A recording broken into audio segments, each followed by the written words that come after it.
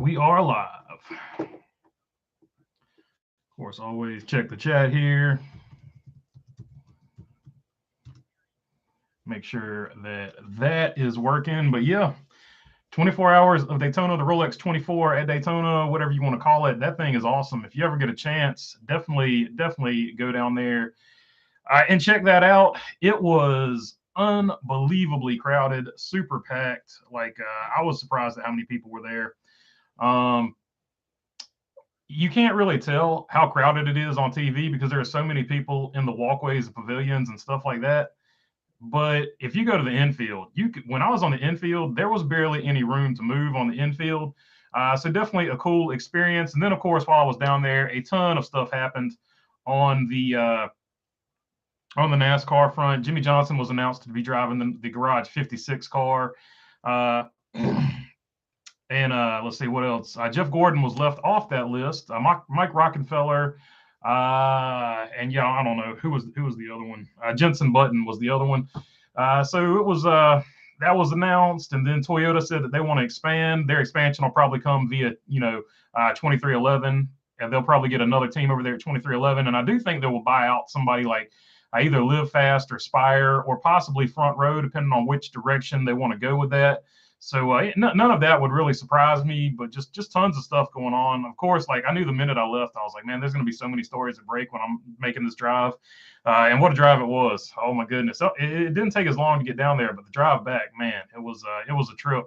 But we'll jump into the comments and we'll revisit that trip a little bit later. I am going to make a vlog about it. I've got that coming out, and that one will come out first, and then I'll get those other vlogs out. Side note, I had lost the North Wilkesboro footage. That's why the North Wilkesboro vlog's not out.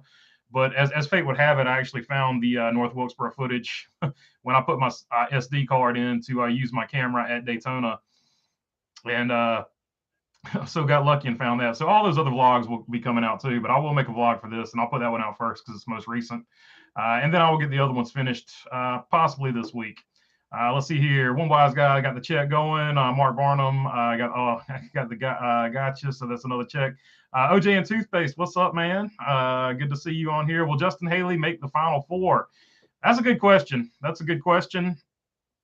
You know what? As funny as that sounds, I don't think he's really that far away. He turned it on the last half of the season last year, and I think they did find something over there at Colleague. I don't know. They didn't have their best season, but I think they actually found something toward the end of the season. And I think AJ Allmendinger being up there with him is actually going to improve him. So he's not as big a long shot. Will he make the Final Four? Of course not. But of course, in our world, he's definitely for material, right? I got you. I know what you're doing. I'm following you there. But I don't think he had quite as bad a season as a lot of people think, especially if you look at the last half of it. I think him and Colleague are actually going to be all right, especially with the addition of old AJ Allmendinger over there. I think they're going to be good to go. One wise guy said, I didn't ever realize the Clash is this weekend. Yeah, the Clash is this weekend. So the season is here. The season is here. I might stream all week. I might do one every day this week. I don't know because we got one tomorrow, so I might as well just keep it going, right? Do one Wednesday. do the Roar before the NWP. The NASCAR Weekly Podcast comes back Wednesday, so look out for that. I might do a Roar before that. That'd be pretty funny. And then as soon as they start, I'll go join and watch in on theirs. I don't know. Let me know. But definitely we will have the regular live stream will happen tomorrow as well. Mark Barnum says, one wise guy said, sorry about your Niners, but yeah, me too. We were down to the fourth string quarterback. Then he got hurt. We took the L. We just too many injuries this season. I'm not upset with the season. What's up, Michael Honeychuck? I'm not upset with the season. I never expected us to get this far because I thought it was going to be a rebuilding year at the beginning of the season. Then we lucked up and found a really good rookie quarterback in Brock Purdy. So it was amazing just to make it to the championship game. It stinks that we got smoked like that, but that being said, it happens. We had an injury at the worst possible time, and Philadelphia did and took advantage of it. So good for the Philadelphia Eagles. Good for them. I'm gonna hold back about what I really wanted to say there. I was going to make a joke about the Philadelphia Eagle fans, which is funny enough. I had this hat on the entire weekend at Daytona, and Philadelphia fans in true Philadelphia fan style came up there and harassed me doing the wing flapping and all that. So yeah, whatever. Philadelphia fans are the effing worst. That being said, Mark Barnum, how about the NASCAR drivers kicking butt at the IMSA Challenge. Yeah, Haley Deegan and who else was in there with her? Ben Rhodes. They did a great job in that car. Austin Cindric drove the Rick Ware racing car. They had some type of issue, like they couldn't get him out of the car or something. Because I saw where Austin he pulled like 3 stints in a row or something insane. He pulled a bunch of stints in a row or something. So I don't know. I guess the door broke or something. I don't know. But he stayed in that car a long time. I don't know. Maybe another driver got sick. I don't know. Maybe you guys know. Like being there live, I didn't get every single detail. OJ and Toothpaste said, laughing my butt off. You got the Chiefs or the Eagles. I really don't care at this point. I'm not gonna pick a team one way or the other. I don't know. One of the guys I sort of help out with at work. He's a Chiefs fan. He's got a big Chiefs tattoo. So I guess I'll pull for the Chiefs from that perspective. For his sake, I want to see him get a win. Let's see here. Who's your pick for the Clash? I got Kyle Busch in the Clash, and I say that because last year Reddick had the fastest car, and Kyle Busch, with like the 3rd fastest car, finished 2nd.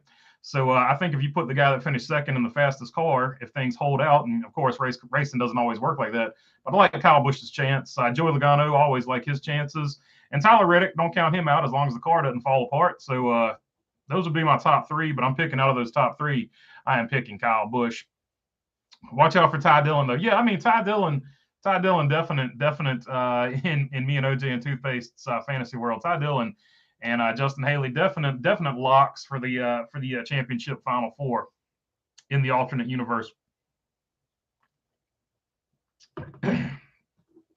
Sonny V said, I watched a lot of the coverage of the Rolex 24. I've always loved that kind of racing too. Yeah, it's something totally different. And that's the funny thing about IMSA, and I'm going to get into it when I make the vlog.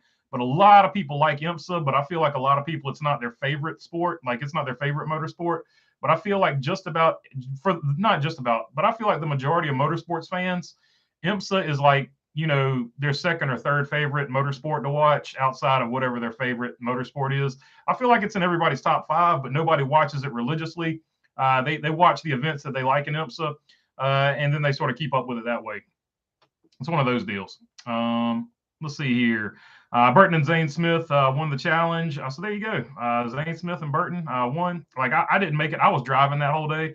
I just saw the results. So that's pretty cool. That is really cool. Deegan and her team were 3rd. So 2 podiums there. That's pretty cool. 1 win and a podium. So definitely cool deal for them. Harrison Burton gets a win. Like he needed a win. Maybe that'll give him some momentum going forward. Zane Smith's going to be the truth for Ford. Ford needs to get him up into Cup full time sooner rather than later. I feel like he's a big part of their future. They've locked in Briscoe. Now they need to get Zane Smith up there and lock him in somewhere too, so nobody can steal him. You don't want a situation like with Jeff Gordon. Jeff Gordon was locked in with Ford and Bill Davis Racing. Then Rick Hendricks swooped in and got him. You don't want a similar situation with Zane Smith here. They need to go ahead and lock him down, lock him in there. Mark Barnum going Larson for the Clash. Yeah, I mean, I could see that. The Hendrick cars were just kind of slow there last year. Like they didn't show me a whole lot last year. So hopefully they got something worked up for the best. They just didn't have the best showing there. So I would need to see some speed out of them. But I definitely feel like RCR at that point in the season, I guess, had the faster cars for that type of track. And they've got a package figured out for that track. And it's really good as long as nothing breaks. Yeah. But Kyle Larson, always a threat. Kyle Larson won a race on dirt this weekend too, by the way, in the dirt late model there. So Kyle Larson continues his winning ways. But yeah, definitely interesting. Definitely the Clash is going to be interesting in itself because you don't have a lot of data on it. There's only been one ever, and then you got this one this year. So there's no way to pull numbers or anything from it. So you just got to sort of figure out who runs good on a flat track and who runs good on a tight track when there's no passing. And Joey Logano and Kyle Busch are definitely your answers for that. And then both of those cars are fast. So those would definitely be my picks. And then Tyler Reddick had a great run going in the qualifying race that he almost won he almost won the qualifying race or whatever before his car broke. So he would be the other one I look at. What's your favorite Dale Jr. Or Dale Sr. win? Dale Sr. win easy, the Daytona 500, because he worked so hard to get one and it just eluded him for so many years. My favorite Dale Jr. win, it's tough. Probably when he was in the baseball themed Budweiser car when he won basically the race, I guess, right after the incident happened or whatever. So that's definitely got to be up there on that.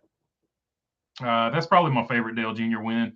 My favorite Dale Jr. win would have been Richmond, a race that he didn't win, but he was leading in the Elvis car, that white Elvis car right there where my finger's at. I was a big Elvis Presley fan way before the movie came out, but apparently the movie was really popular. I didn't know that.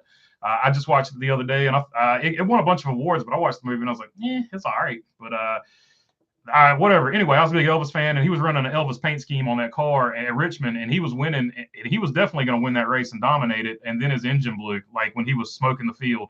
So that would have probably been my favorite Dale Jr. win, but unfortunately, that one got away from him. OJ and Toothpaste said, "LOL," talking about our alternate universe where bad drivers are actually having good seasons. So just start at the bottom, and that's where you find your good drivers in Earth 2. OJ and Toothpaste 2, and Bologna Burgers Earth 2. One wise guy said, I don't see how the Amazon deal will work for Fox and NBC, holds all the televised dates, would add extra races. I don't see Fox or NBC giving up any air dates. Okay, so that's a good point, one wise guy. So let me address that one. So here is the best way for that to work, and I think the best way that it can work. NASCAR, and in this scenario, NASCAR would get more money for its rights to televise its races or stream its races.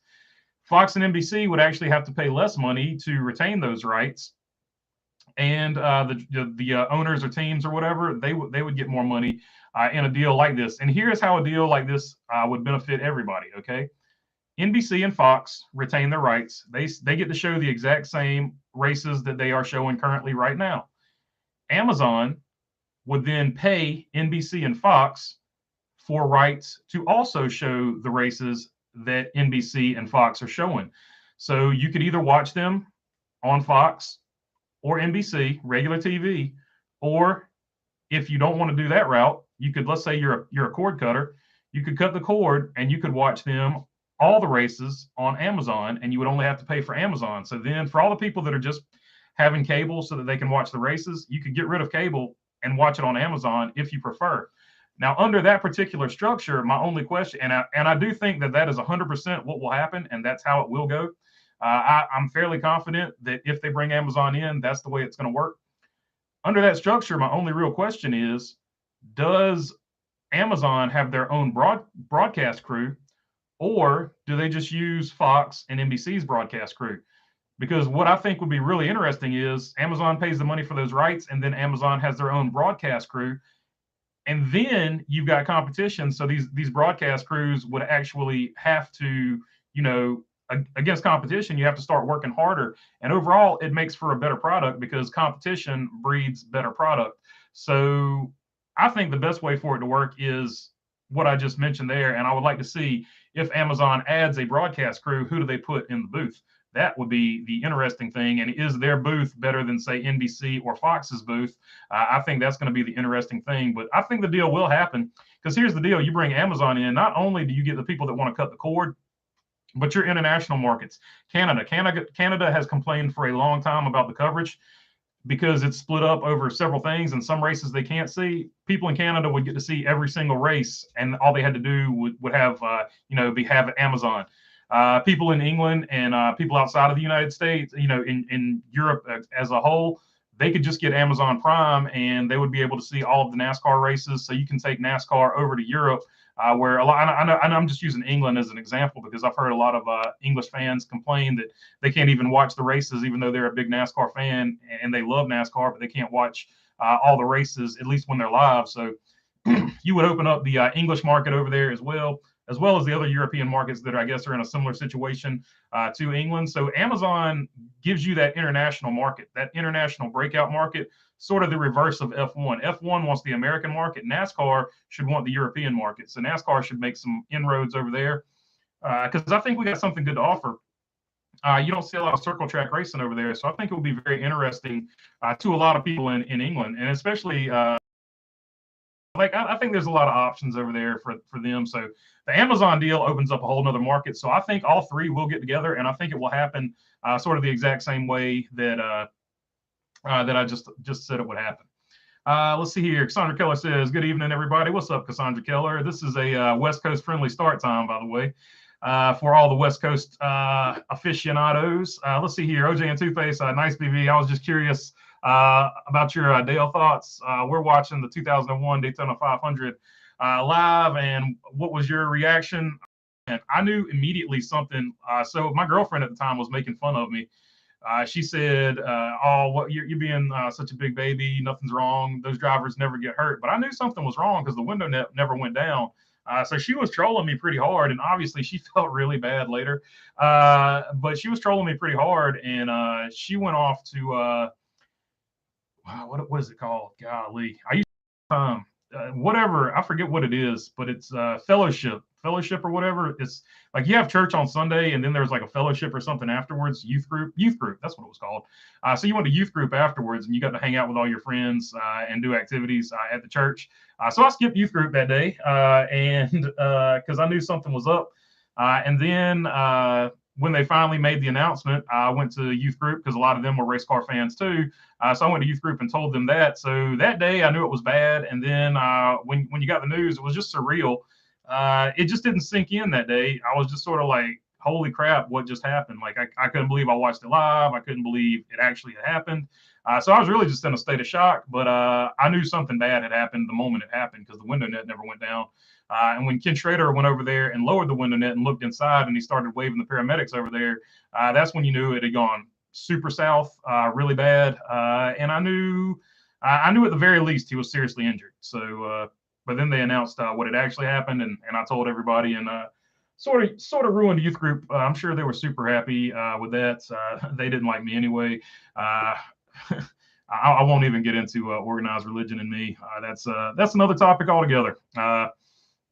I was released from that particular church. We'll leave it at that. Anyway, Corn-Fed covers, Amazon Prime subscription, easy way to, not for that, just other reasons. Amazon Prime subscription, easy way to pass the wife's approval. Yeah, no doubt. There you go. So in that particular case, you could use your wife's subscription to watch all of your racing, right? So that's a double win for everybody right there. That's another angle of it that I guess I didn't really think about. But yeah, that's one situation where one person could be using the subscription for this, and you could be using the subscription for that. And in that particular case, it cuts your cost in half. Or you could just use your wife's subscription, which in that case, it costs you nothing. And I mean, you're married, everybody's money's the same, but you know what I'm getting at. Use the money for her hobby to watch your hobby. So that in that particular situation, it works out. In Canada, all NASCAR is on one channel, TSN, says John Ray. Okay, so somebody had told me that you couldn't get all the races in Canada or something like that. So I don't know. Obviously, I don't live in Canada, but that's what I was told. So let's see here. One Wise Guy, did they get the exhaust fixed for the Clash? California here. What's up, California? One Wise Guy, I know for a fact that they took a side skirt off for the exhaust deal. I don't know if they've got the heat issue fixed, but I do know that they've taken a side skirt off, possibly to get more air flowing under there to cool it off. So they have made some adjustments, but obviously I don't think they've had a chance to test them. So we'll see if those adjustments work. We'll have to see. Aaron Flynn says, Sunrise you sent out was killer. Shopping at Walmart, watching it when you sent it about 4 on Sunday. Probably can watch it live. Yeah, that was, I was trying to go live, and the Wi-Fi up until that point had worked, and there were very few people there at that particular time when I went live, which is why I went live, because I was like, man, there's not that many people in the stands right now. So this would be the best time to do it. And I was going to, show you that, and then I was going to walk sort of to a quieter area and start fielding questions and stuff.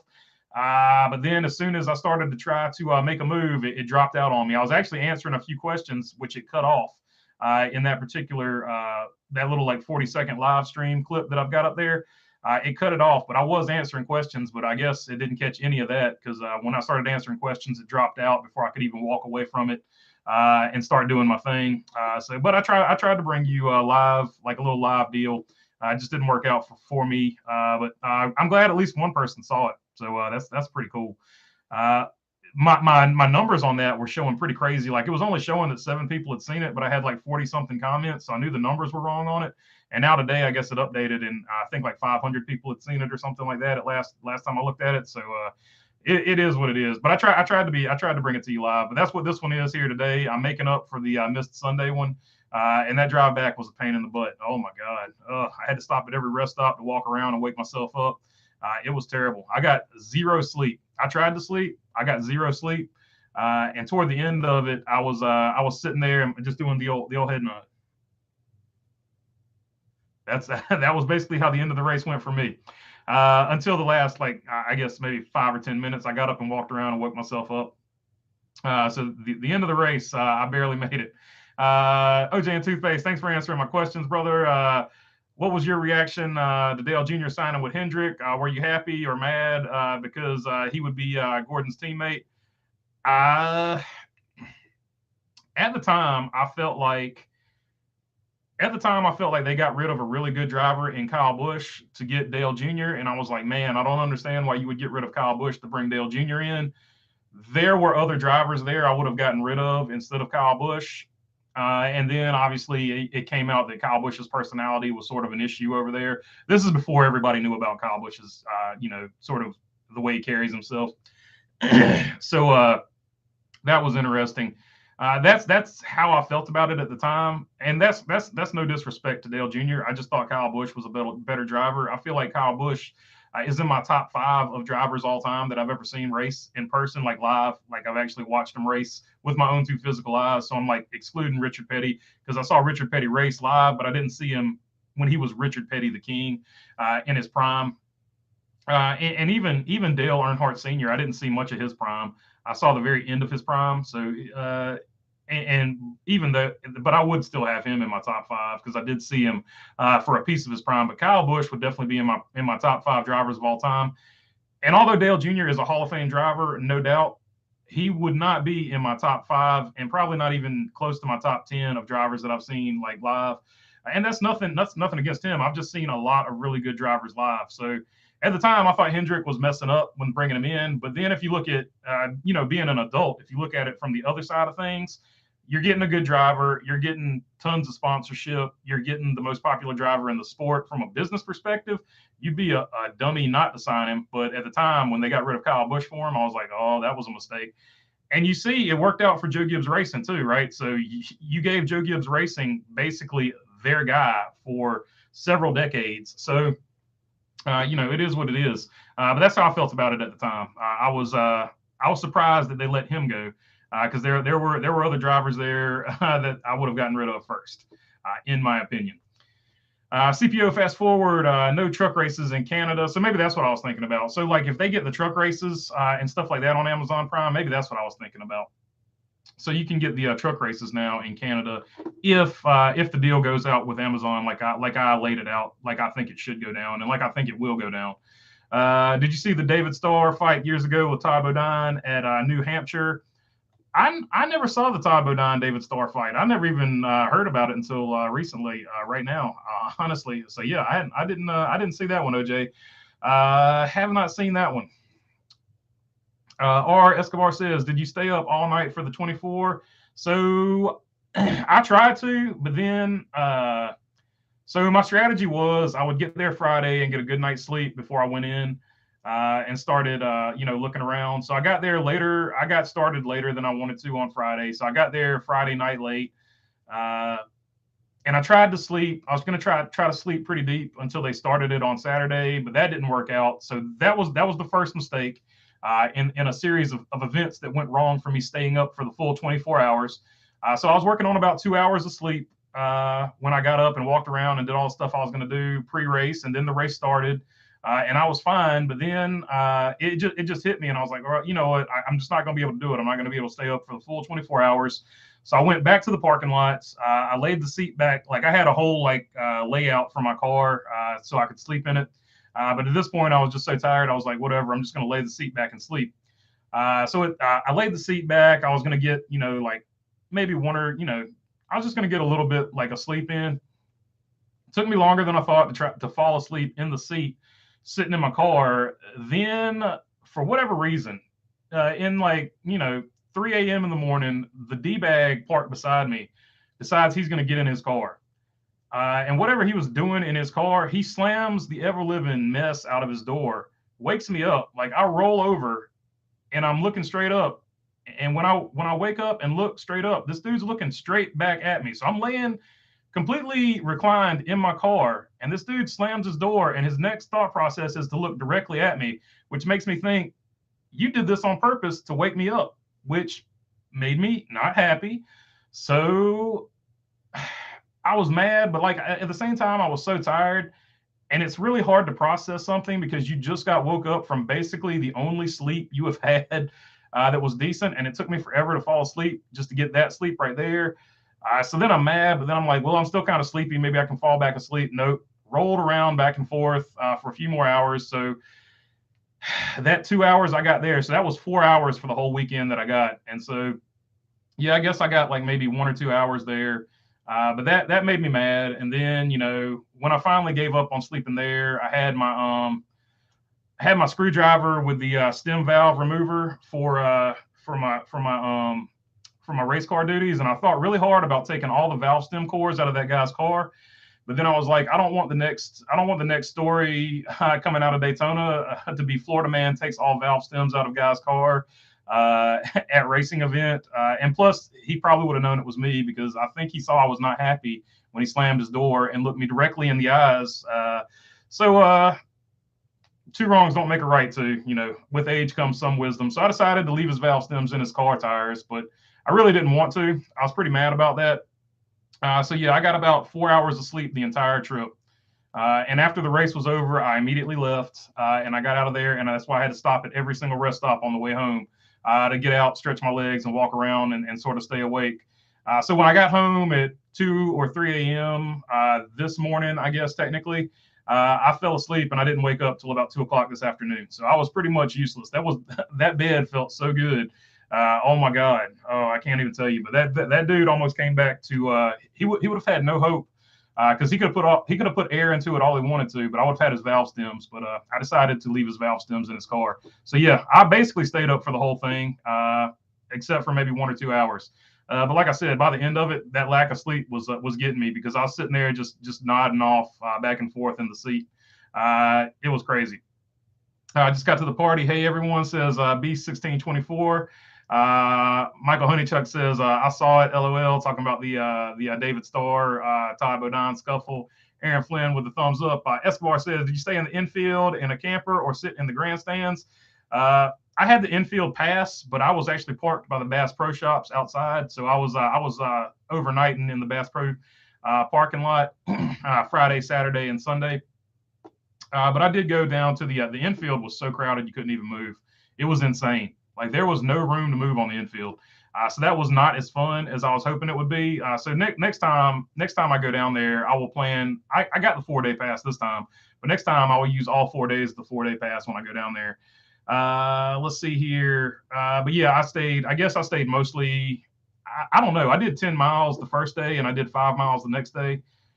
So probably, I guess 50% of the time, at least, I was up in the grandstands.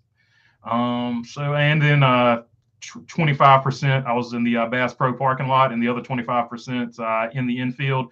But the infield is the bomb if you've got an RV or a camper or whatever. Let's see here. Team Penske fan says, "Hey, what's up? I'm starting to get back to NASCAR. How since they're racing this week? How are you? I can't wait for the season. Yeah, I can't wait for the season either. I'm doing good, Penske fan, and I think you're going to have a good chance there with Joey in the Clash.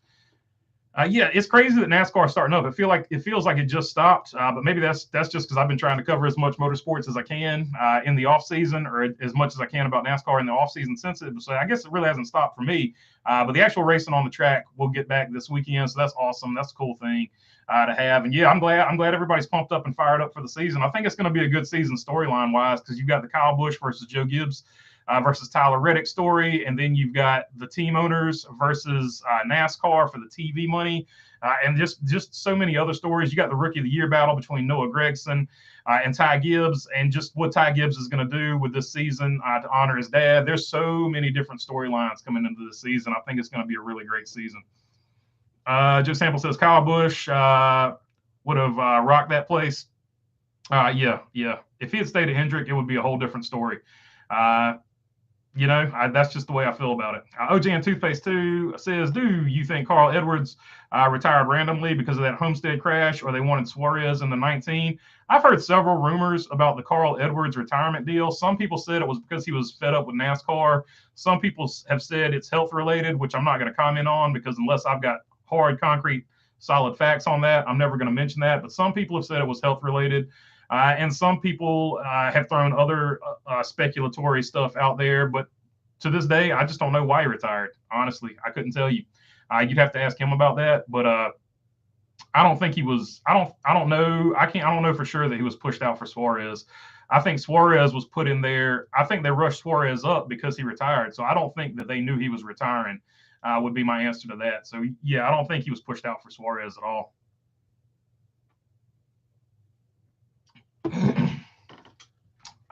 Escobar says Dale Jr. hasn't been the same since his 02 California Speedway crash. That could be true. I don't know. I don't know exactly when he started having the headaches or whatever that started derailing him. But yeah, he definitely said at some point he just wasn't the same dude. So that's even come out of his mouth. So I don't feel bad speculating about that. But even that being said, I think both of them in their prime, in their absolute best. I just feel like Kyle Busch was a better race car driver. And that's no disrespect to anybody, because I feel like the vast majority of people out there, I could say Kyle Busch was the better race car driver in that particular era, at least. When is the new Speed channel supposed to start? I don't know. I don't think they have an actual set day for it. But I'd have to go back to that episode I did, because I'm not super good at remembering dates and stuff like that. But I feel like they might have gave a month or something in there where they might have been back up and running. So I'll have to go check that again on that one. Aaron Flynn, I bought the stuff to make a bologna burger, cut on 6, and cheese cut on 3, mustard and onion. Ate good. There you go. The old bologna burger is hard to beat. They did not have any bologna burgers in Daytona, so that was a bummer. It has not made it. The trend has not made it that far down, but we need to get them down there. We need bologna burgers at every racetrack. OJ and Tupe says, what was your reaction to the Ryan Newman 2020 crash at Daytona? Man, I thought he was done. I thought he was a goner. I was so happy that he wasn't, but I thought for sure he was. Thought for sure he was in bad shape there. Michael Honeychuck says, should have done it and left the cores there on the roof as a good FU gesture. Just find a pump. I thought about it, man, because that was so crappy, man. I couldn't believe the dude was looking me straight in the eyes. Like he obviously knew I was there. Like, oh my God, I was mad. I've never quite wanted to delete somebody off the planet that I didn't know at all, quite as bad as I wanted to in that moment. But I was so tired. But believe me, when I finally gave up on sleeping in that seat, it was fresh in my mind that I wanted to do that. But I was like, you know what? It's not worth getting in trouble over. And 2 wrongs don't make a right. So I just let it be. Moved on with my life. Jay Ellis, I've been known to pull the valve stem core out of the right from the left and left rear of people's vehicles when they decide to be a butt. But then again, I also have zip tied shopping carts to people's cars. So that was another option. He was driving a 4-wheel drive SUV. So he did have a,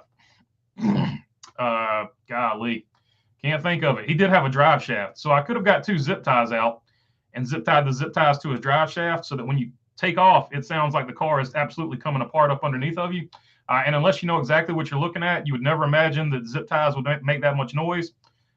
That would have actually probably been a really good idea had I thought of it. Because I do carry zip ties with me, as every good anybody that fixes things should. Zip ties and duct tape make the world go round. So I could have zip tied his drive shaft, and it would have sounded like the car was absolutely coming apart. That definitely would have worked as well. Who's your pick for the Daytona 500 and the championship? I got Kyle Larson winning the championship. I've got Kyle Busch winning the Daytona 500, and I say that because he's in RCR equipment. And I also say that because he hasn't won one yet. So eventually one of those 2 things is going to break his way. I feel like he eventually gets a Daytona 500, and I'm hoping it's with RCR because RCR is really good at super speedways. T-Van says you should have deflated his tires. I would have. I thought about it hard. I thought about it long and hard. Thought about it long and hard. What do you think of the Robbie Gordon, Marcus Ambrose incident at Montreal when Harvick won and Robbie was doing burnouts with him when he got DQ'd? LOL. I thought it was hilarious because I was an RCR fan and I was like, heck yeah, go Robbie Gordon. That being said, I like Marcus Ambrose and Richard Petty Motorsports too, so I was bummed for Marcus Ambrose, but I was pretty stoked for Robbie Gordon. Let's see. He was probably a Philly fan. Says if I'd known that, all three would have happened. I would have zip tied it. I would have taken the air out, and I would have thrown the valve stems into the woods. If I'd known that, Mark Barnum. Let's see here. Sven Larson, glad you went to the Daytona 24. Like your new Bologna Burger logo. I appreciate it, Sven. And Speed Vision coming back. Heck yeah.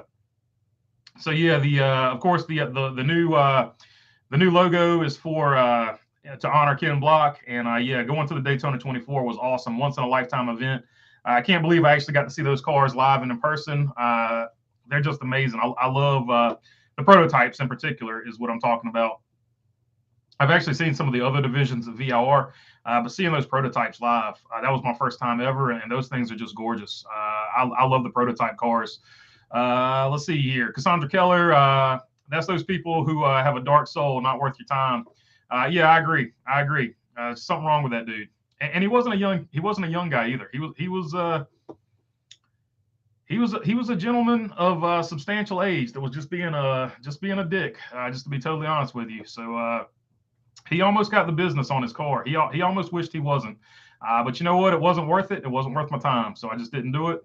But it would have been really funny if I had. But you know what? If I had done it, I couldn't talk about it because, obviously. So it's actually better that I didn't do it. And I just told you what I was thinking about doing. Because if I'd actually done it, I couldn't talk about it until, like 7 years after the fact. Let's see. What was your reaction to Joey and Kenseth at Kansas and Martinsville? I was glad Matt Kenseth stuck up for himself. But that being said, I mean, at the end of the day, if you want to win championships, you can't just let people drive you over. And Joey Logano had let people drive him over for a long period of time. So at the time, I didn't necessarily disagree with what Joey Logano did, but I also didn't necessarily disagree with what Matt Kenseth did. I think if more drivers did that, you would see less of this bullcrap racing where people get wrecked for the win. If every driver stuck up for themselves like that. So I didn't have a problem with what either guy did to answer that question. Josh Strickland, what's up? What class of car do you like in IMSA? I've done the zip tie trick a few times, says Josh Strickland.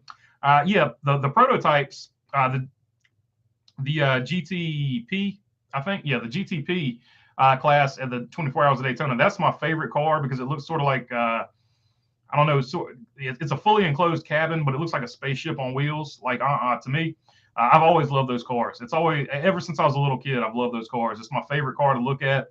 It doesn't put on the best racing necessarily like side-by-side NASCAR does. But from a engineering standpoint, those cars have always caught my eye. I've always thought they were absolutely brilliant. Aaron Flynn said, at Gmail, hit me up. I guess it blocked out your, I got you. Let's see here. OJ and Toothpaste said, you still need to make an actual bologna burger shirt. I will buy one. T-Van, I am working on that. That is part of a deal where I'm working on getting my own. Like right now, I'm doing it through Teespring, but I'm trying to work on a deal where I can sort of, I get a guy that'll actually, because it's easier for me to control the quality control from that aspect, but it's going to take a lot of other stuff. That way I can pick out my own type of T-shirts, my own type of hats going forward. But yeah, I guess I can get one. I can get the design up on Teespring, but going forward, I want to have like control of my own merchandise because I've got a guy that'll do it, and it'll be more cost effective for you guys buying is sort of what I'm getting at. I'm not happy with the cost effectiveness of Teespring. I think they charge you guys too much money for me to make any type of profit on it. So I'm not happy with them as far as that goes, and eventually I will stop using them. So those T-shirts, if you want them, go ahead and buy them. But just know that in the future, they're pretty much going to be the same type of t-shirts like that, but they are probably going to be way cheaper. So I'm trying to get that figured out, and obviously I'll have to set up a website for that. That is actually the big holdup. So yeah, Bologna Burger t-shirt will be coming. Let me write that down so I don't forget it.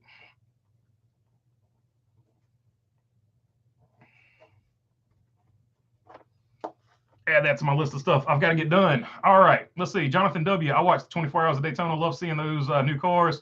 Porsche and Penske made those hybrids sound so nice. Too bad the number 7 had issues. Yeah, the Porsches had issues, which was super unfortunate because they had really fast cars. I feel like they could have gave Cadillac and Acura problems had they not had those issues.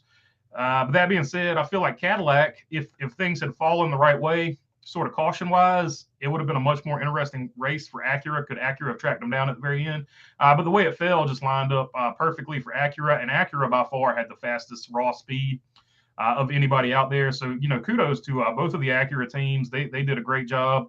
I really wanted the Wayne Taylor racing car to win, but at the end of the day, that 60 car for Meyer-Shank was an absolute rocket ship. So it is what it is. I wanted the Cadillacs to win, but if one of the Acuras was going to win, I wanted it to be Wayne Taylor Racing. I guess is what I should have said by that. You can also remove the valve cores, then dump in some super glue so the tires won't take air. Yeah, I wasn't going to go that far.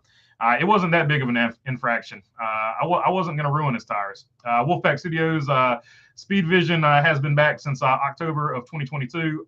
Says Wolfpack Studios. Yeah, so it's back on the on those freebie channels, but when it was actually going to move over to Fubo, when it moves over to Fubo, that's what I'm unsure about.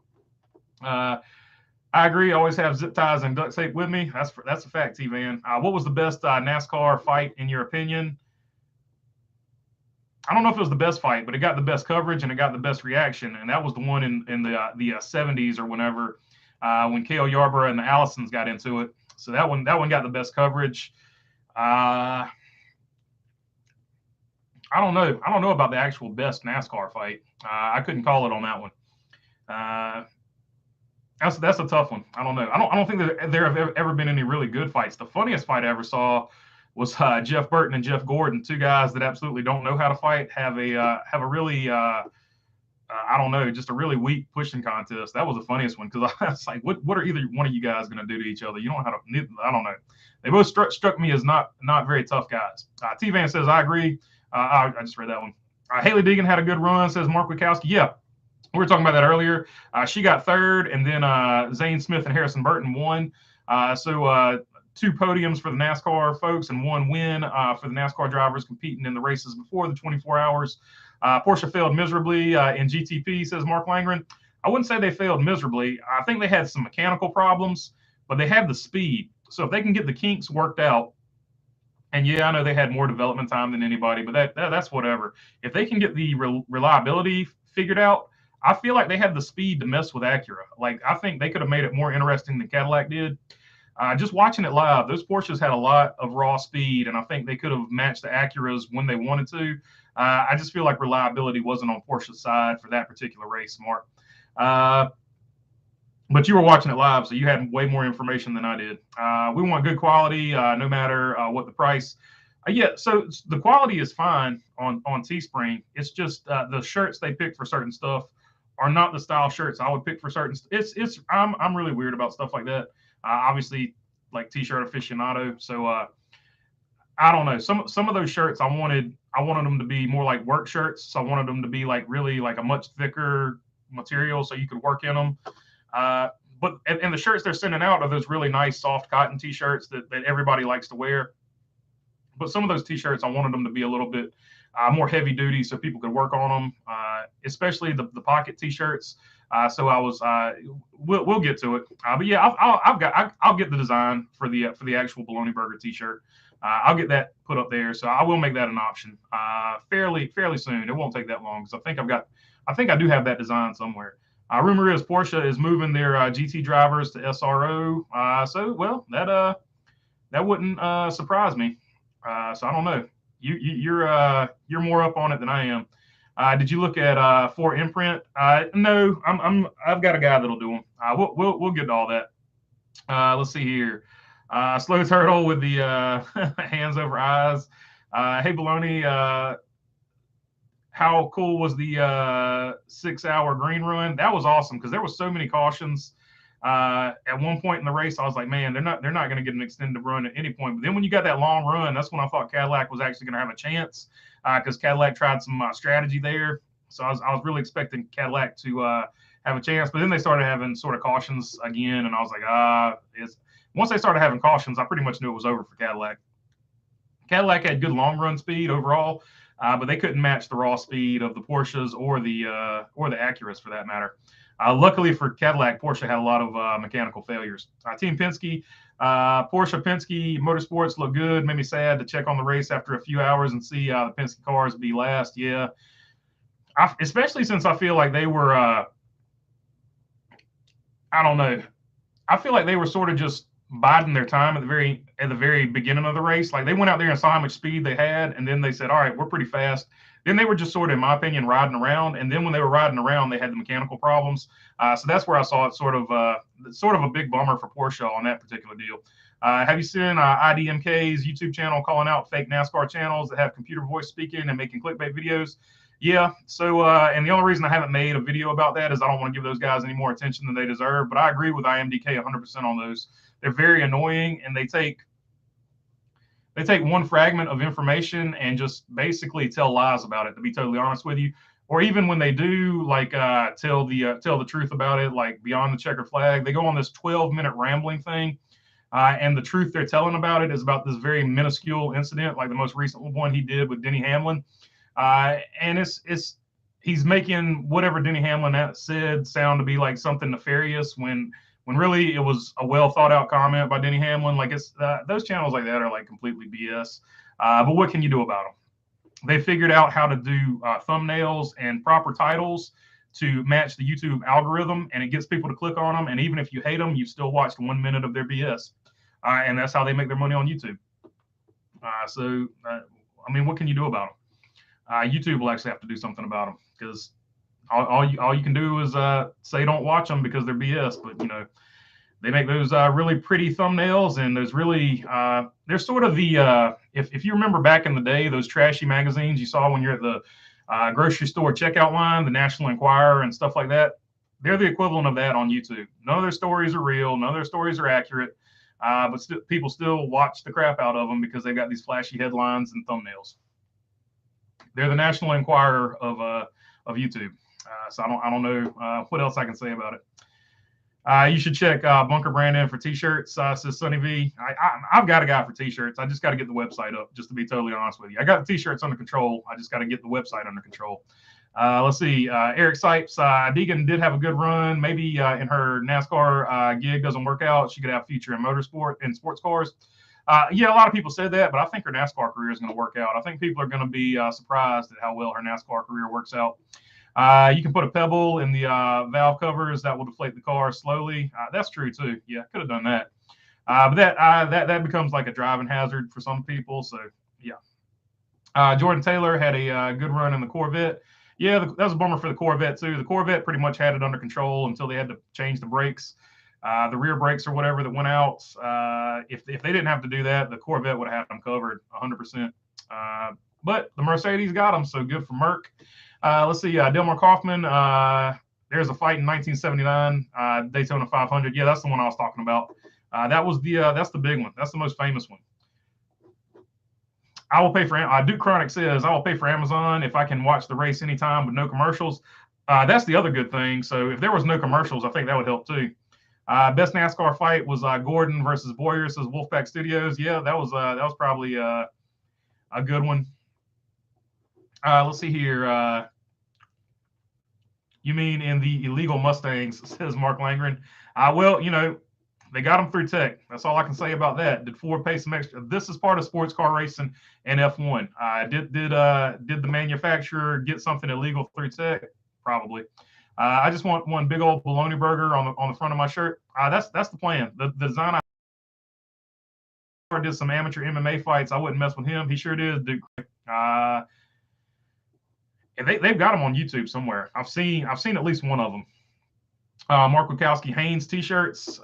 Yeah, the beefy tees. A manly t-shirt, says Cassandra Keller. Yeah, that's kind of what I'm going for. The beefy Hanes one pocket tees. I want the option of putting those on.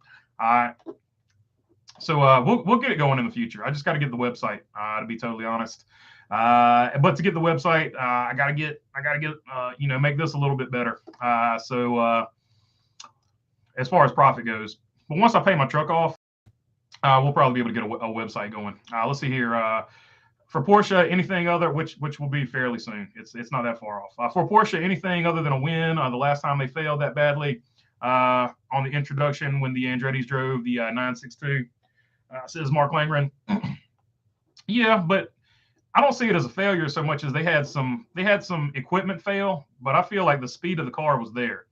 I feel like the endurance of the car was there. I think the stuff that failed is stuff that they can easily look at and fix later, and it's stuff that wouldn't have failed unless you did a full 24-hour test under race conditions, which I don't know that anybody can do these days. Let's see, T-Van, Wolfpack watching Boyer running on TV was the best. That was probably the best part of that fight because there was no actual fight. Boyer was never allowed to get near enough to Jeff Gordon to actually put hands on him. So that's why I can't say that was the best fight. But Boyer's run was without a doubt the best run. He was like the Ultimate Warrior.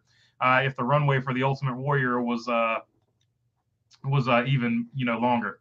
What are your thoughts on Jeffrey Earnhardt's season? I think he's going to have a really good season, or at least I'm hoping he has a really good season. I want to see that guy succeed significantly. Happy that a smaller team won, to be honest. Happy that a smaller Meyer team won, to be honest. Says San Francisco. Yeah, so I'm not against Meyer Shank. I'm just a big Wayne Taylor Racing fan because he took Cadillac and made them winners in IMSA, whereas Cadillac had been basically an absolute laughingstock with their first attempt at running a car in IMSA. That car that Cadillac first came with was not very good. So I've always I've got a soft spot in my heart for Wayne Taylor because he made Cadillac not suck. So that's why I was pulling for him. It's nothing against Meyer Shank. Meyer Shank is a great story, but I'm not an IndyCar aficionado. So I didn't know enough about them to pull for them over Wayne Taylor Racing. But yeah, anytime a small team wins, awesome. Mark Langer said battery problems. Yeah, so how can I don't know if you can even test for that. I don't know. Batteries are funny. San Francisco, and even the car that won had a gearbox issue. They just said run it till it blows up, and it didn't blow up. SF said Hamlin is a biz niche. So there you go. OJ and Toothpaste, you're watching Larson's first win in Michigan in 2017. We're watching Larson's first win in Michigan in 2017. Yeah, that was he was the man at Michigan for a little bit. I think he won he won both races that season, I think. Who else is excited for the new Denny podcast? I'm hoping, I don't think SF's excited for it. Jay Ellis says, who else is excited for the new Denny podcast? I'm hoping he is just unfiltered, if not more unfiltered than he is on day-to-day stuff. I also think this might be the start of his retirement. I think he's got 2 more years maybe, and then that's sort of the end of it. Mark Wachowski says best was the headlock in NASCAR, Richard Childress and Kyle Busch. That would be one of them. The other one would be probably they don't have any video of it, but Kevin Harvick and Carl Edwards, where Kevin Harvick threw Carl Edwards on the hood of a car. I would have loved to see that because I would love to see 5'11" Kevin Harvick slamming 6'4" Carl Edwards on a car. Just the height discrepancy and the body weight discrepancy. Of course, Kevin Harvick being a wrestler, he knows how to use his moves and stuff like that. So I would have liked to seen that one, but neither one of those got filmed on TV, so you didn't get to see them. The vet found 2+ seconds from qualifying, says Mark Langren. That's part of the deal. They sandbag every year in practice, and then they do the BOP. My thing is you shouldn't do the BOP until after qualifying. So I don't know. It's just I don't know. Or maybe just don't do a BOP. And we all be adults, and you got to bring a fast race car. And if you don't bring a fast race car, you get no BOP advantage. So maybe just get rid of the BOP and make everybody build race cars again. That would probably be my best answer because I'm just not a big fan of the BOP. The BOP allows for too much politics to get involved in it, and that's as well intentioned as it is. I think the balance of performance is what I'm talking about. I think it's just bullcrap. Anyway, it's political bullcrap where if you're a manufacturer, you can pay for the BOP to be swayed one way or another. So I've never been a fan of BOP. I think Deegan is going to have good karma with her new team. I like that she is not letting people rush her. Yeah, me too. I'm glad she's sticking to her guns and she wants to get. Basically, I think what she wants to do is get her first Truck Series win, or at least have a good Truck Series season, and then move up to Xfinity. I don't know if that'll actually happen, but I hope she sticks to her guns and does that. So far, she has. Jay Ellis, you're a Ford truck guy, aren't you? I drive a Silverado, but I used to work at Ford. If that's what you're getting at, the best vehicles Ford makes are the F-250, or at least when I was working there, the F-250 and up, and then their Econoline vans, which they have now switched over to those Sprinter-looking vans. Now they call them something else now, but the Econolines were. And all of their 250 and up, all the actual work trucks are pretty close to bulletproof. Let's see here. Mark Langren, Porsche ran 72 hours test. Yeah, so something happened. Something happened that they missed. But was it in race conditions would be my other question. But something obviously happened that they missed, especially with the battery deal. So they'll figure it out. The question is, did they replace the batteries before the race? That's a good question. It could be operator error. That's a fair point. That's a fair point for sure. Sunday, Cypress Hill and NASCAR, says Duke Chronic. Yeah, that's going to be awesome. Like Cypress Hill in California, or in LA to be specific, at the Coliseum is going to be really awesome. And then there's also going to be a race there. I'm pretty sure that's how a lot of people. The lamest fight in NASCAR was Harvick Montoya. Yeah, well, it's close to one of them. Josh Strickland, I'm with you on Earnhardt. Hope he does good. Last year was BA with Larry Mack as crew chief. Yeah, so we've seen Josh Strickland with that one. Yeah, so we've seen the potential of Jeffrey Earnhardt. He just needs to be with a good crew chief and with the proper equipment. He can definitely get up there and contend for wins, and that's what I hope to see next season. Cassandra Keller, not Hamlin is a good thing. Forward as an owner and an advocate, him and Ty Gibbs, I really dislike as drivers. I think a lot of people actually feel like that. They don't like Denny Hamlin as a driver, but they are interested in sort of his antics off the track. Not impressed with his antics on the track. There are a lot of people in that camp. Duke Chronic says Haley can do a few Xfinity races this year. I think she will. I think you'll definitely see her do at least 4 races in Xfinity this season. Duke Chronic says Cassandra Keller, it's good to have a guy you don't like.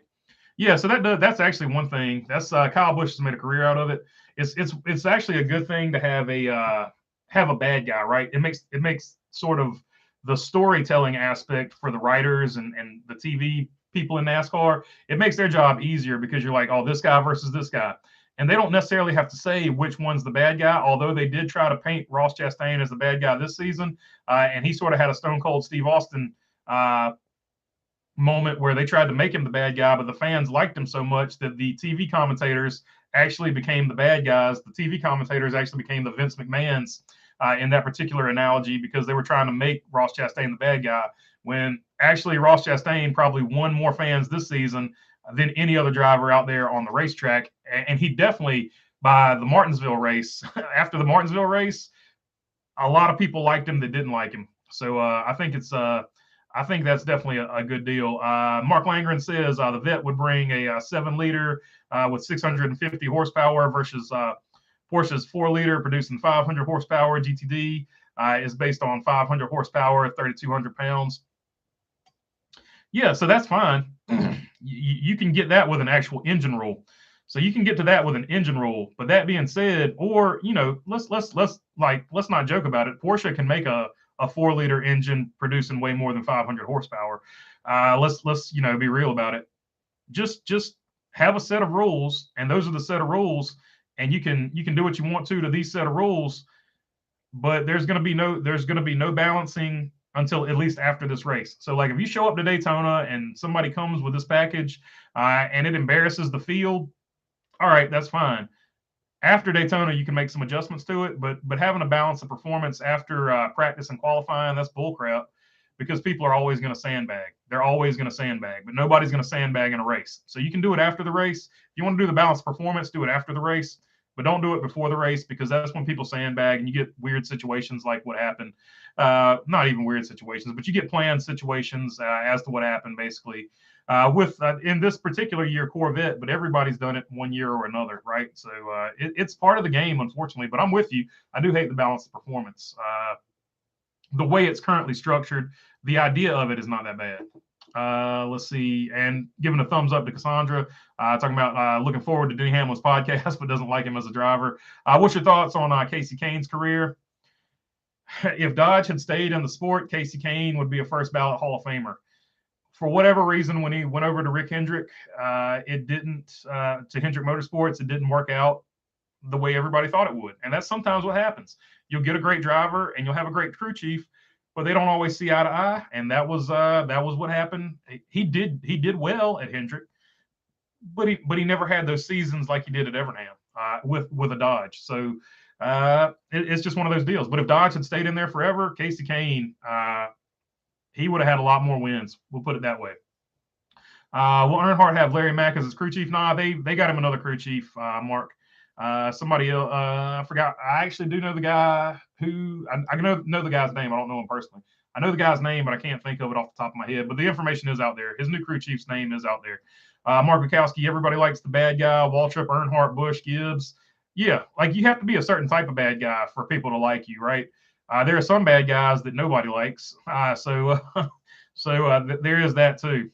Let's see, Cassandra Killer. I love the old Kyle Busch and Mad Brad days. Oh yeah, that was one of the best rivalries of all time. Brad Keselowski versus Kyle Busch. That was a good one. Jonathan W says way too early prediction. Logano goes back to back, 2 for 2 in the clash at the Coliseum. So that's not a bad pick. He's definitely good at flat tracks, and he is the returning champion for that particular returning champion overall, and the returning champion from that race. Duke Chronic, NASCAR R&D can test stuff. Yeah, and they should test it probably a lot more often than a few weeks before the clash for the mufflers and stuff like that. But it is what it is. Not my 2.8 produces 325 horsepower. So there you go. Like Porsche can bump up the horsepower if they want to. They've got the ability. I mean, if F1 can get like what do they got now, a 1.5 liter or whatever it is, if they can make the horsepower they can make out of a 1 liter motor, the other people can make it too. Did you like the tandem drafting at the super speedways in 2011 instead of pack racing? Says OJ and Toothpaste. So yeah, the tandem racing was always my favorite racing of all, other than the like the 90s when there was good pack racing and you could move through the field like that. But yeah, the tandem racing was my favorite, especially when they did the thing where the teammates could talk to each other inside the car.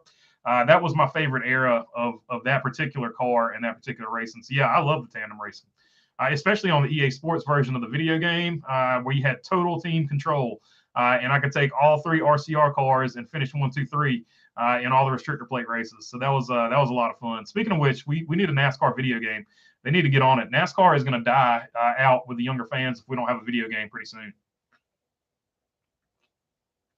On consoles and on PC, I know iRacing is a thing, but it's not necessarily strictly a NASCAR video game. NASCAR needs its own video game on console and on PC. Ross achieved mega international fans. His merch sales went crazy. Yeah, like I showed the 2 pictures when I was at Phoenix and when I was at Martinsville of the Ross Chastain hats selling out both of those days. What broadcast did you dislike the most? ESPN, TNT, Fox, or NBC? Back in the day when ESPN did it in the 90s and early 2000s, ESPN had great coverage of the race. That was a different ESPN than we have now. But even now, ESPN's coverage is good. It's just all the other stuff they've got. They get too political with their other stuff. Fox is a little, I don't know, hokey, wonky, whatever you want to call it. NBC, they've got the better camera angles, but all of their, and this is just a me personally thing, all their announcers, they just scream whenever anything remotely interesting happens. And then sometimes they just scream whenever they want you to be excited and nothing interesting is happening.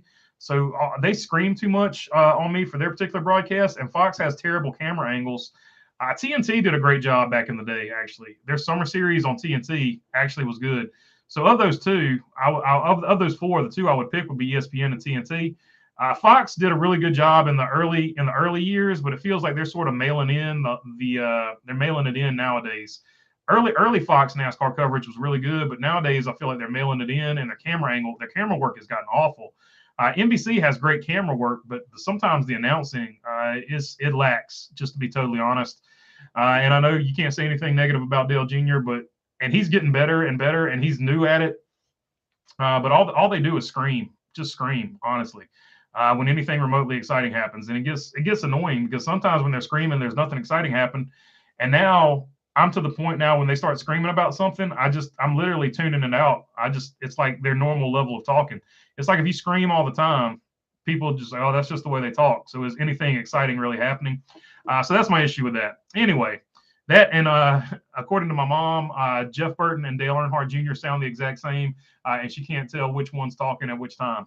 That black number 8, if a Toyota is in front of me, I would give them the bumper, and I bet we see it a lot this season. Says Cassandra Keller. I don't doubt it one bit. He's going to race the Toyota cars a lot harder. He did the same thing when he left Hendrick and went to Gibbs. He raced the Hendrick cars a lot harder. Mark Langren, give us back Speed Vision for coverage, but the old TNT wasn't bad. Yeah, Speed Vision had the best.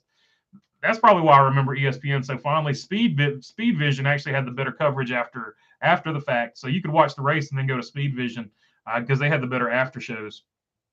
Mark Langren, which is why Fox bought them. They would Mark Langren said they would have to turbo, and then the weight goes up, turbo 900 plus horsepower.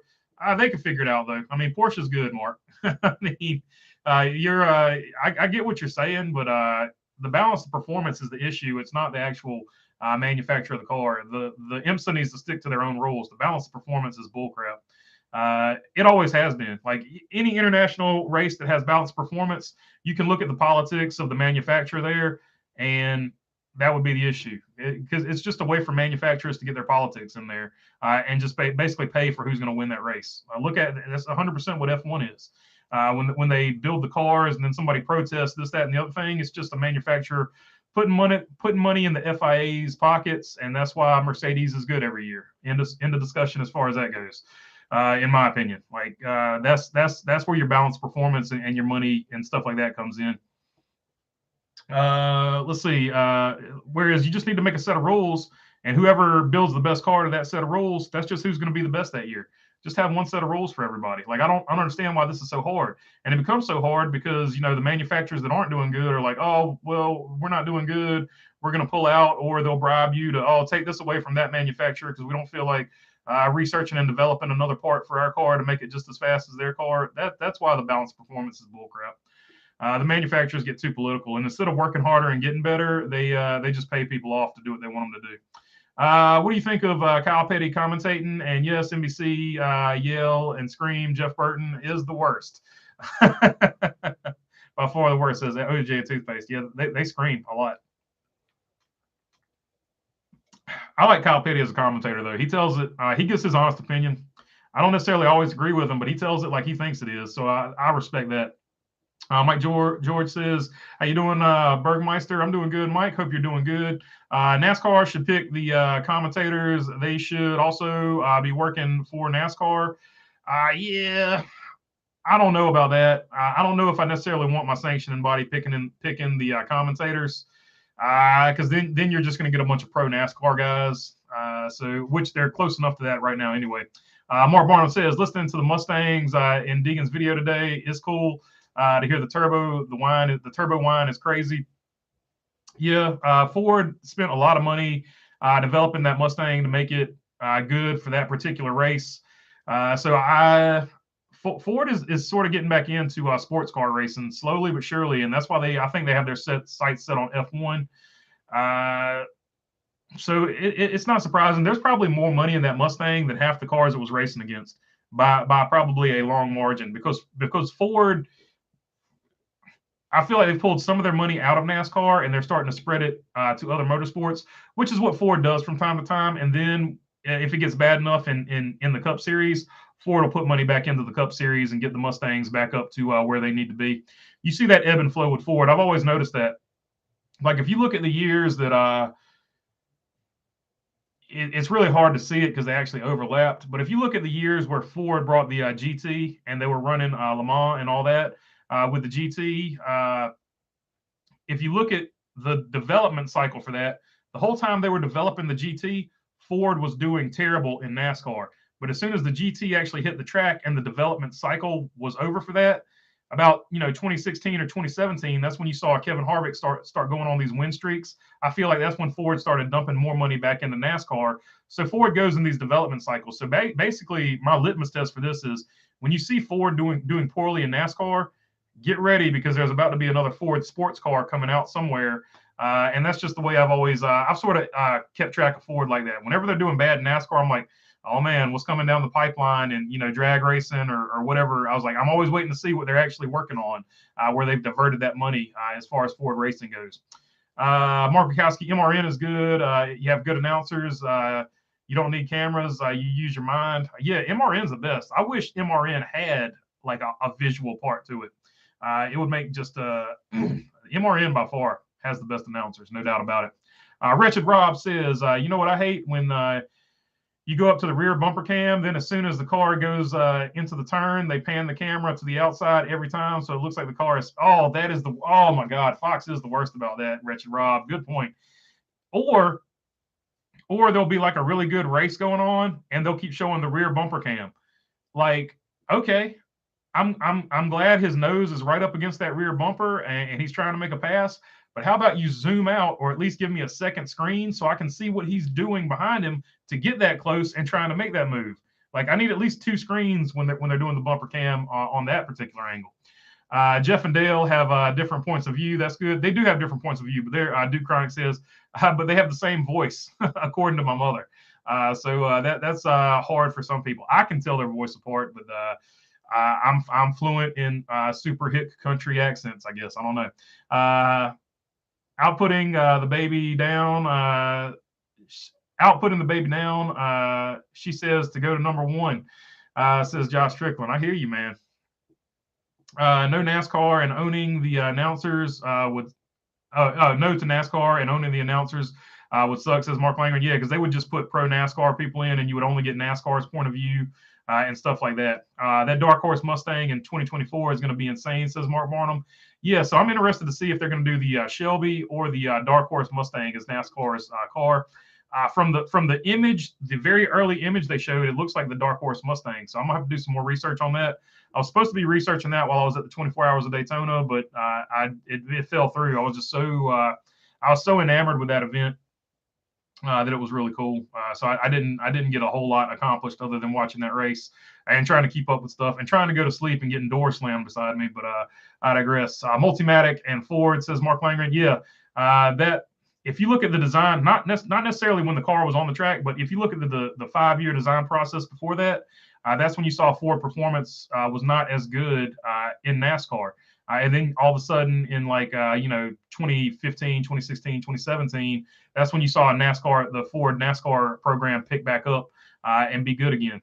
Mark Langren, make or break what? I'm not following you on that one. Oh, Duke Chronic, the 3 F1 races in USA is gonna be make or break.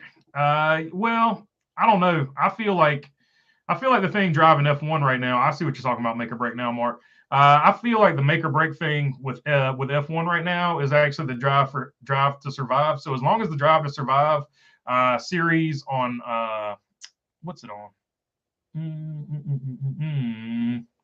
Dang, what is that on? Is that on Amazon? Nah.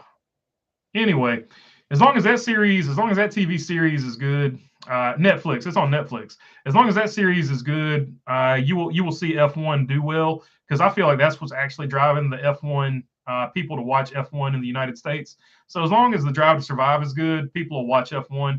A lot of them don't even care about the race. They'll casually watch the race. It's more of a F1 fans in the U.S. are more of the younger fans, at least, that are watching it because of Drive to Survive. They're basically just having a watch party that's more about the party, and then they catch the end of the race. That's just my opinion on that from what I've seen. Beast 1624 NASCAR canceled scanner for the PC. Yeah, that's bull crap. They shouldn't have done that. I've been trying to subscribe to one of the other alternatives for mobile, but can't see it on their website. Anyone else having problems, or am I just not seeing it? I think you got to do it through your phone. So if you don't have like a compatible smartphone, then you just can't. They're not going to give you the scanner deal without a smart device, I reckon. Michael Honeychuck says, well, wasn't the Taurus era? That's when GT was developed. LOL. Enough said. Still on a Taurus. LOL. So there you go, Michael Honeychuck.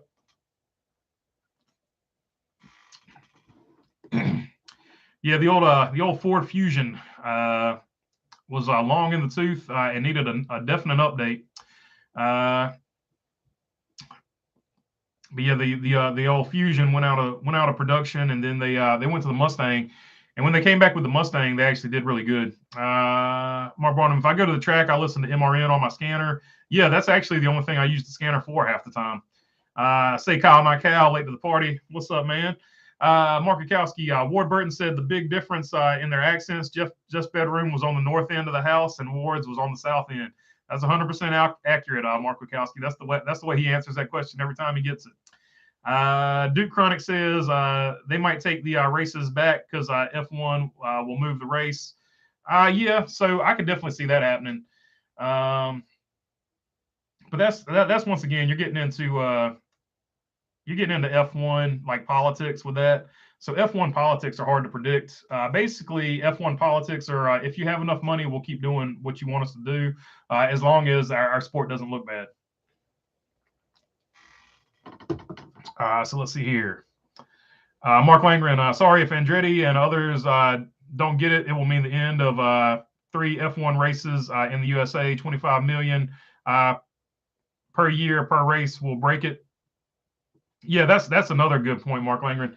So if they don't get their heads right and let Andretti get into this sport, because they are stonewalling Andretti on purpose, it has nothing. He's met every criteria, and every time he meets the criteria, they add a different criteria. So I think that's BS. If they don't let Andretti Autosport get their basically expansion team or whatever, I think you're going to lose a ton of F1 fans as far as that goes, if that story gets promoted well enough that it reaches casual ears.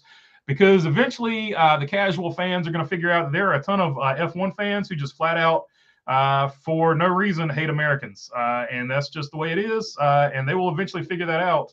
But the Drive to Survive hasn't shown them that yet, so they don't know about it. But if they ever visit overseas and watch an F1 race overseas, they'll figure it out pretty quick. Bumblebee, and I'm not saying all overseas people like that. I'm just saying there are some elitist F1 fans, and there's a good number of them that do not like Americans. Go to any chat board or chat room, and you'll see it pretty quick. Or just scroll through the comments in F1. What's up, Bumblebee? What's up? What's up, y'all? I've been playing Call of Duty Black Ops with my sister. How's everyone doing? We're doing good. Hope you didn't do any jump sniping in Call of Duty, because that's an instant rage quit.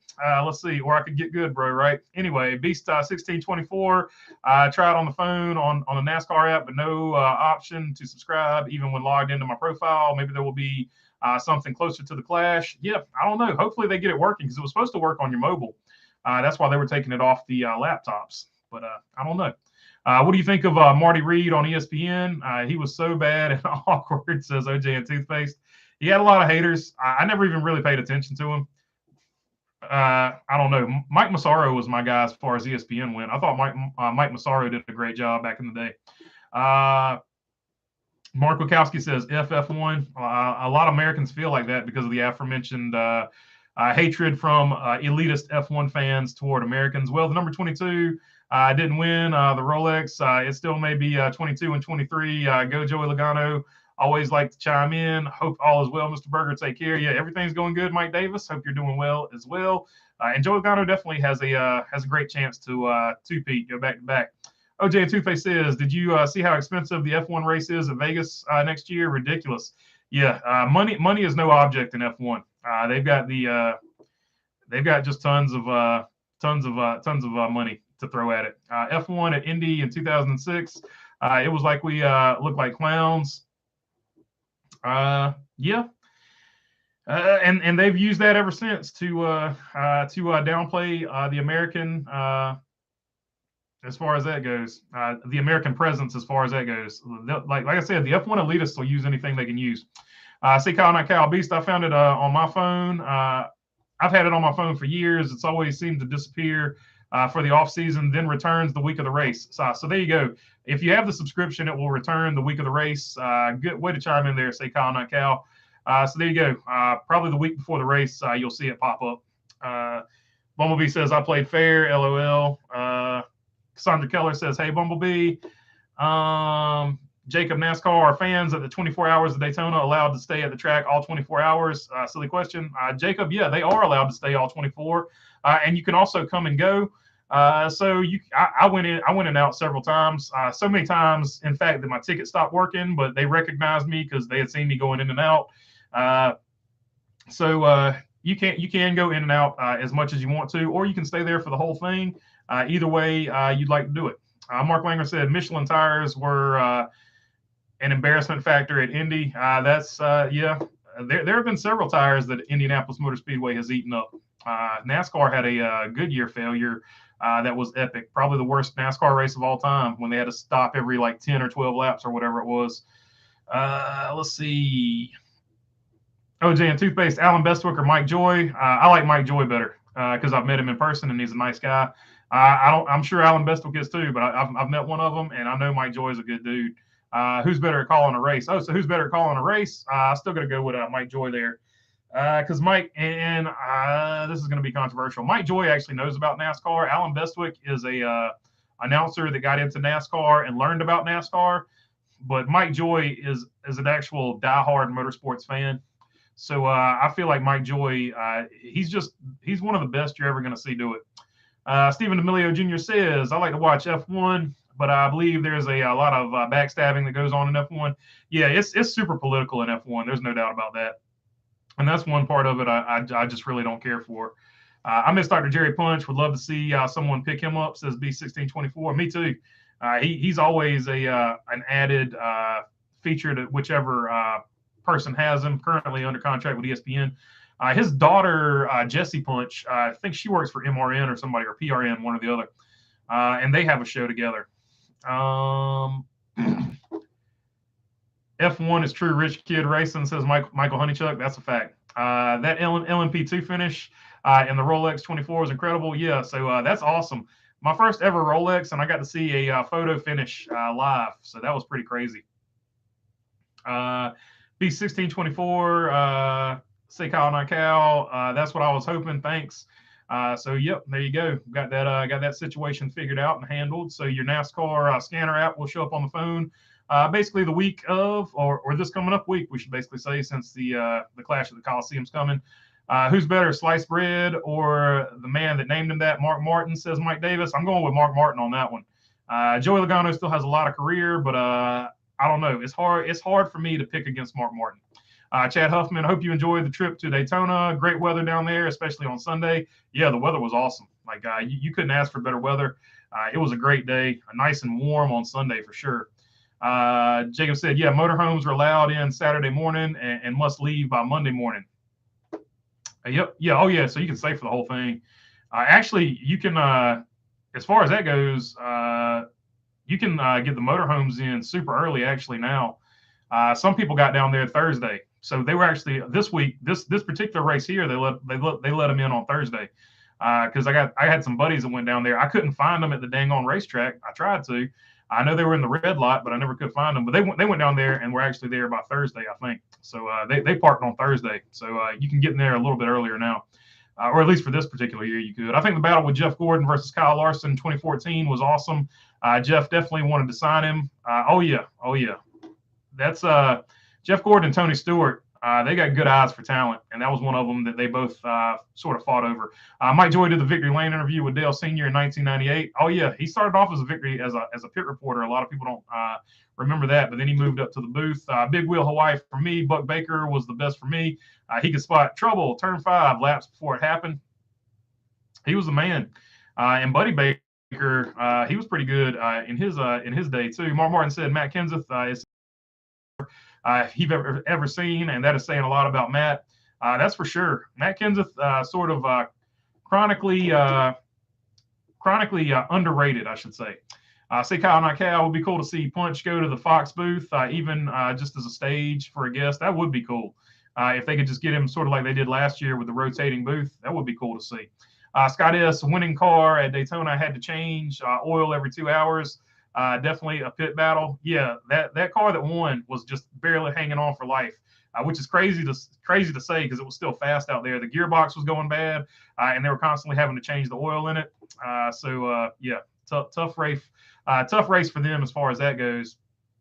Mark Langer says Proton will have a Porsche 963 starting later this year. Proton has had some good. They've had some good results from what I remember. Like I said, I'm super casual as far as IMSA goes, but I do remember them having like maybe around 2017 or 2018. They were having some stellar performances there. Mike Joy just did a recent show on Jay Leno's Garage about the history of Trans Am. It was awesome. Check it out on Jay's YouTube channel. Yeah, Mike Joy has a wealth of knowledge too about all motorsports. Bill Hall, Bestwick, Joy tries to be a comedian sometimes and falls flat. Yeah, but good comment, Bill Hall. But just his vast knowledge of motorsports, I give him, in my personal opinion, which everybody has one, I give him my edge on Bestwick as far as that goes. That's got to be the closest finish of a 24-hour race ever. It's got to be up there, Duke Chronic, no doubt. Did you say you'll be on tomorrow? Correct? Yeah, I'll be on tomorrow, one wise guy. And actually, I'm going to wrap this one up here in just a few minutes. So currently 70 degrees in Volusia County, much warmer than when you were down here at BBLOL. It was nice that last day, though. That last day was nice. I want to do a NASCAR podcast with you, says Jeff Carey. I've got a podcast coming out. I'll tell you what, we'll talk about it sort of behind the scenes. But I've got one coming out eventually. I'm already doing one with another guy on a short track, so we'll have to see how time works out.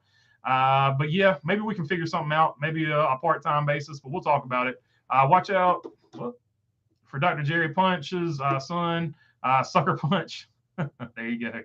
Mark Martin by a factor of 10, at least, says Mark Langren on the Joey Logano comparison. I thought Mark Martin would do better after the great 2009 season. After that, was like Casey Kane, no wins, and was the worst driver at Hendrick Motorsports.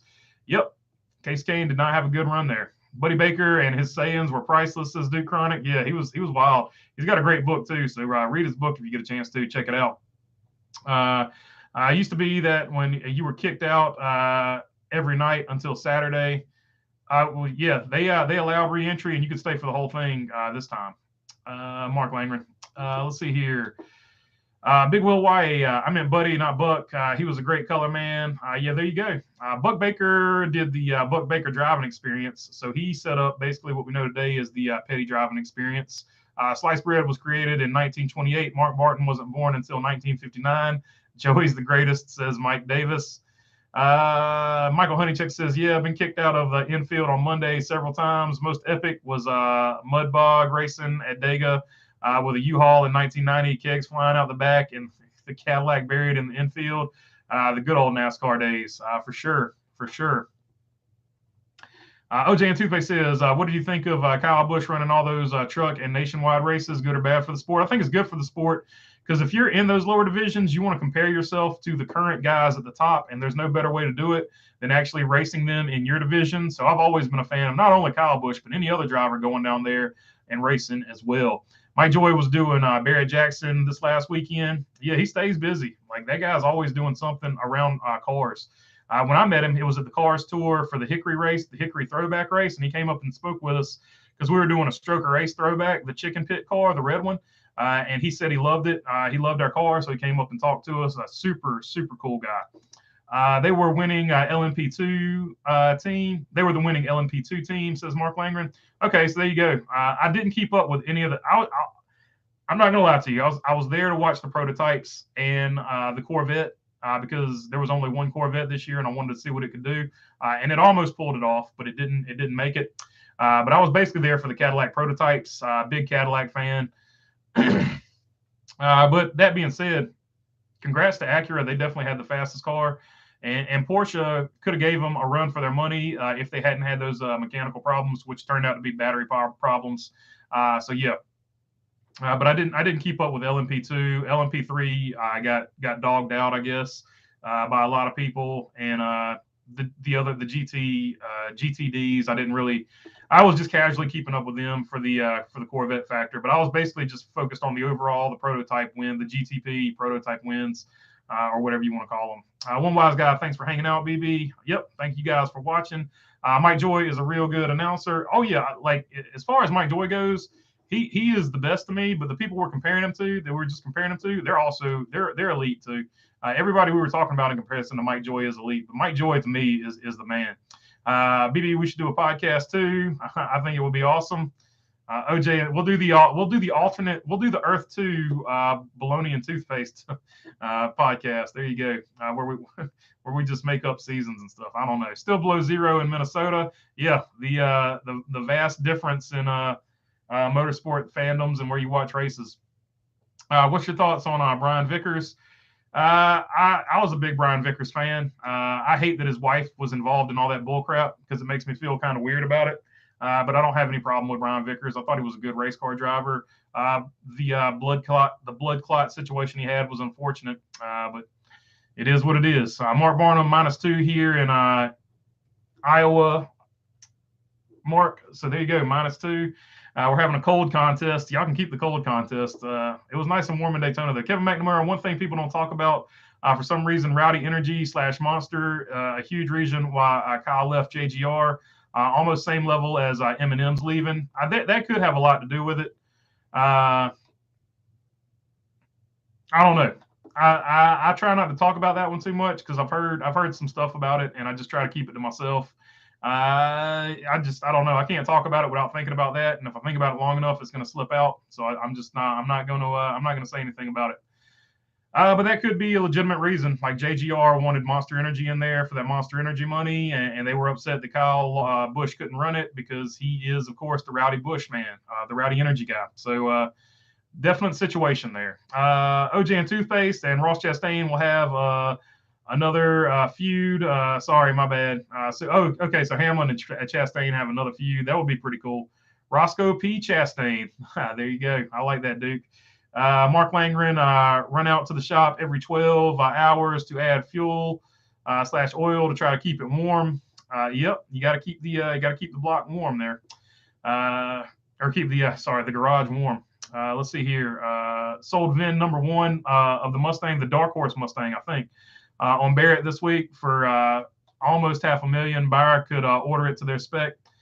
Clash picks number 41, number 8, and number 22. Mark Wachowski going with the 41 for the win there. I like that. Let's see here.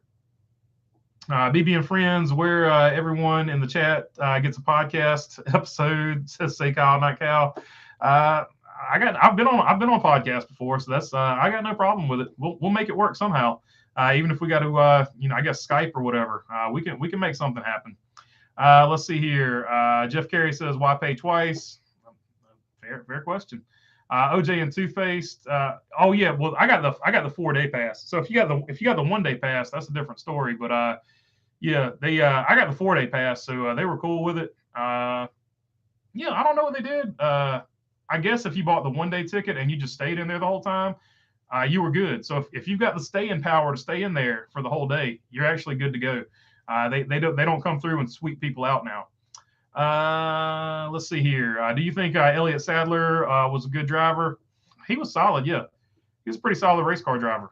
Mark Bukowski, Brian Vickers, and Rick Crawford, good teammates. Oh boy. I don't know about that, but his wife might have been. Did Amazon work with Thursday Night Football? Yeah. Thursday Night Football has been successful with Amazon, so yeah, I'd say it worked out pretty well. Let's see. Duke Chronic says Clash pick is number 5. Yeah, Larson has a chance there, but Hendrick has to show some speed on those flat tracks. Have not seen a lot of speed on flat tracks from Hendrick thus far.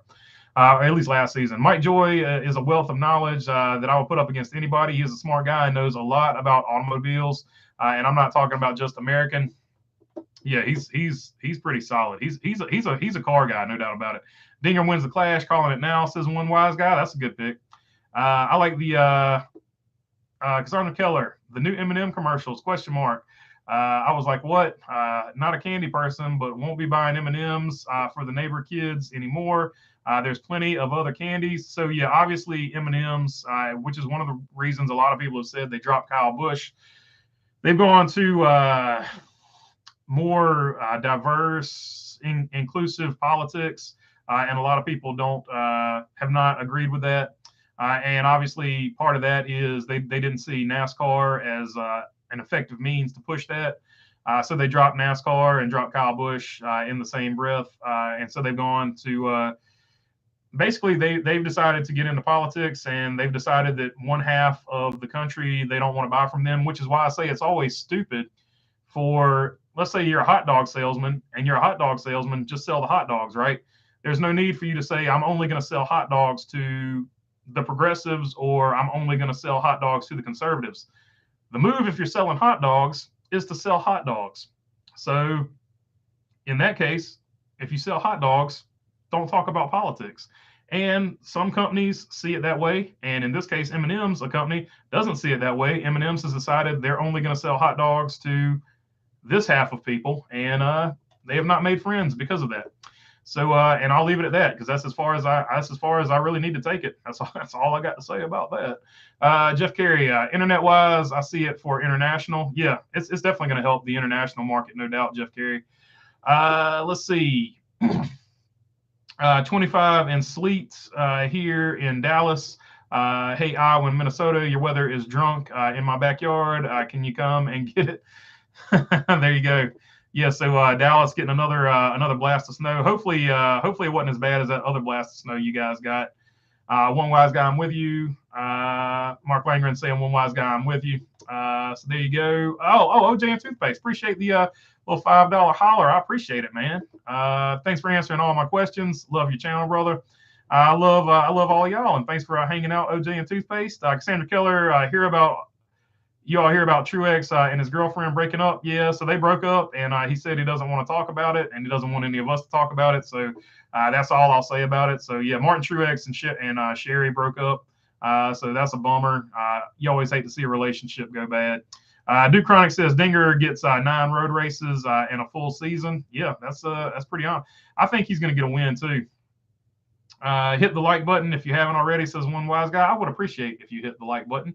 Cassandra Keller says, yeah, Beast 1624 says, Cassandra Keller, yeah, so sad to hear. Mike Joy started covering motorsports in 1970. Yeah, he's a vet. He's a veteran. OJ and Toothpaste, Truex and Pollux broke up. Yep, they broke up for sure. Beast, appreciate it, man. Fun night, dude. Thanks. Beast with the $5 holler. Let's see. OJ and Toothpaste. I just read that one. Let's see here. M&M's went crazy, says Mark Wachowski. Yeah, I don't get their particular wanting to cut half your market, like insult half your market or whatever. I don't get it. That's why I stay out of politics myself. Like, I don't care who you vote for. It's your business, not mine. I heard the Mars Corporation was sponsoring a hockey team. Yeah, they have sponsored other sports that line up with what they think. I'll just put it that way. They're still in the NBA as well, so they sponsor other sports that line up with how they think. Mark Langren says you keep it, and Duke Chronic with the thumbs up. All right, and that is all I got for this one. I appreciate all y'all for hanging out. I'll catch you on the next one, and until next time, peace.